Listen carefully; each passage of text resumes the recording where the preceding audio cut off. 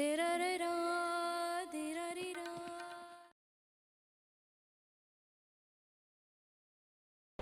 guys, I wanted to do a little how-to video with one of the labs, Oakley, that we have in for board and train. They haven't had much experience, but they don't have any issues with people or other dogs. So they're probably a typical family type dog that just kind of listens when they want to and doesn't have very much experience with solid obedience and stuff.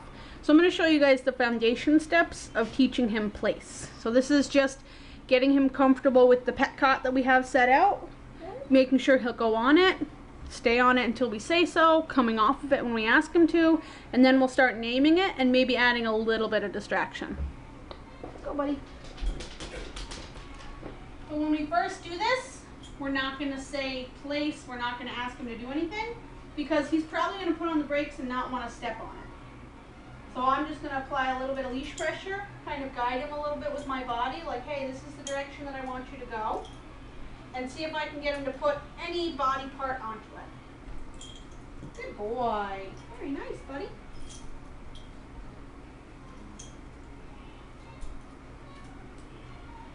Good boy.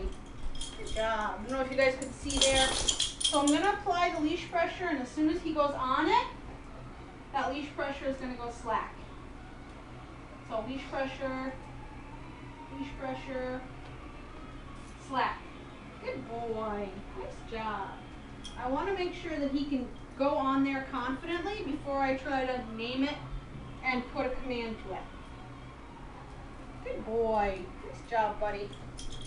I'm going to do it once or twice where he also has to hang out on it for a second. Good boy. So if he tries to come off of it, I'll just reapply leash pressure. Oh, good job, buddy. So that was really good. I stopped and he stopped with me. We've been doing a little bit of auto sit work on our walks, which is helping him pay attention to when I come to a stop. Let's go. Good boy, Oakley. We'll try that again. Excellent. Good job, buddy. And I don't care at this point if he sits or lays down or anything.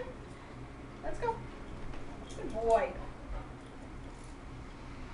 So now I'm hardly having to use leash pressure, and he's just following my body. Boy. If you were to try to step off, I'd just do a little bit of leash pressure. Good job, bud. Let's go.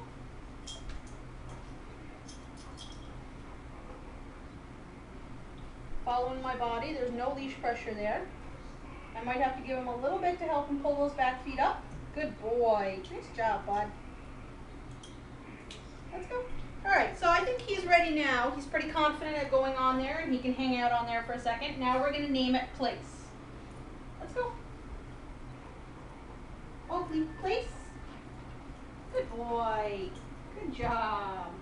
As soon as all four of his feet go on there, I'm going to praise him. Good job, good boy. Whether he sits or lies down or whatever. Good job, buddy. Let's go.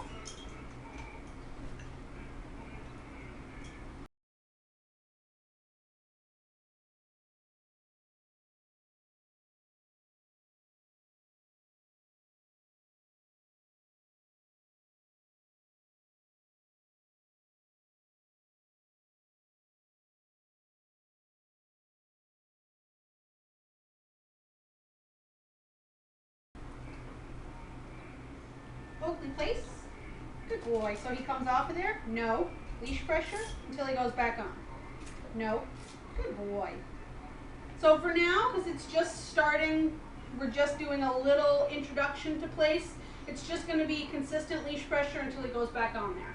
That will become a correction for coming off of place later on down the road when he knows what's expected of him and when we add higher distractions. This is probably a little bit more of a distraction than what I would start with a dog if you're trying to do some of this stuff at home.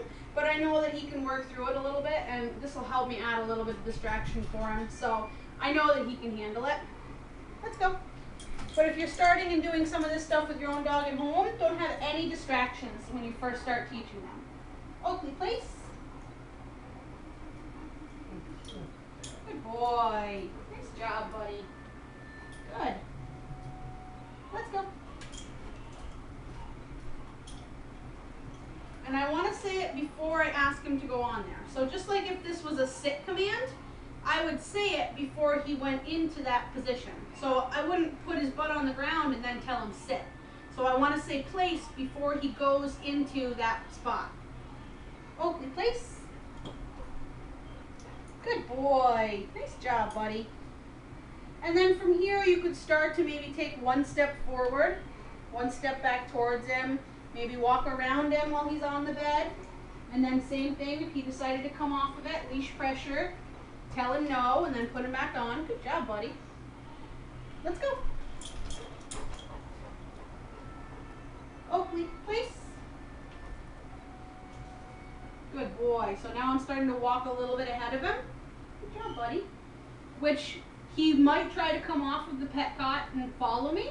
So it's a good learning opportunity for him. The more mistakes they make, the more they're going to figure out what exactly is required and expected of them.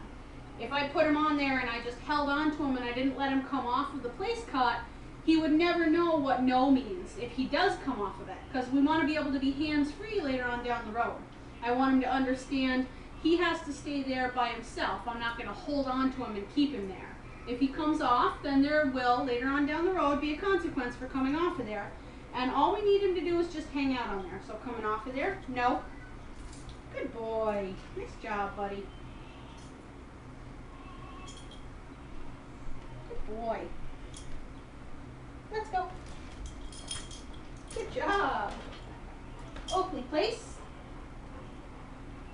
So he's trying to go around it a little bit. I'm going to help him with the leash. Good boy. Make sure all 4 of those feet go up on there. Good.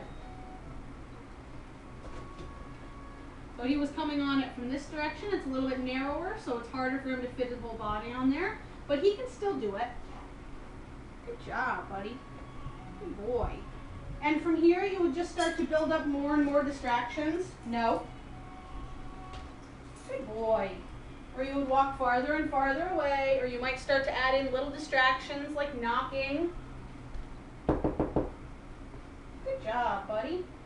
And when I invite them off and I say, let's go, that's a command. So if I said, let's go, and he stood there, I would apply leash pressure to get him to move his butt. Because let's go means, come with me, I've got some stuff for you to do. I don't want him to just sit there and ignore me when I say, let's go. Okay, let's go. Good boy. Oakley, place. Good. Nice job, buddy. Good. So sitting is a really good sign of he's going to stay there. He's trying to hang out and not move. Very good, buddy. And you'd be surprised how eventually, without us even saying anything, they'll start to lay down on it too. But then, because we haven't done downstay stuff with him yet, when we start to introduce down, we can also ask them to lie down on place if they're a little overexcited or they're having a hard time staying put. Good job, buddy. Let's go. Awesome. I'm going to bring him around to this side. Good boy. Oakley, place. Good boy. Very nice, buddy. Good. You can see he's really starting to understand it. I like the automatic sitting when he goes on there. He's doing a lot less following me around when I walk around him. Good job, buddy. Let's go. Sit. Good. So that's how I would start with him, and then obviously adding distractions, adding duration, and adding distance. I would probably stick to just leash length when you first start adding distractions and duration, so that you don't get yourself caught red-handed with no way to grab the dog or put them back on place if they break command to go and see what the distraction is, or they get bored because they've been in command for a longer period of time. So working on your 3 Ds, distance, duration, and distractions.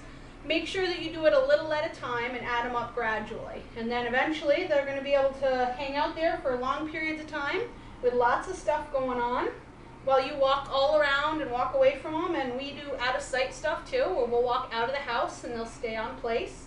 So it's really helpful when you have guests come over or you're eating dinner, things like that, to just say, hey, I need you to go over to your spot while we do stuff and just kind of stay out of trouble. Good job, Oakley. Let's go.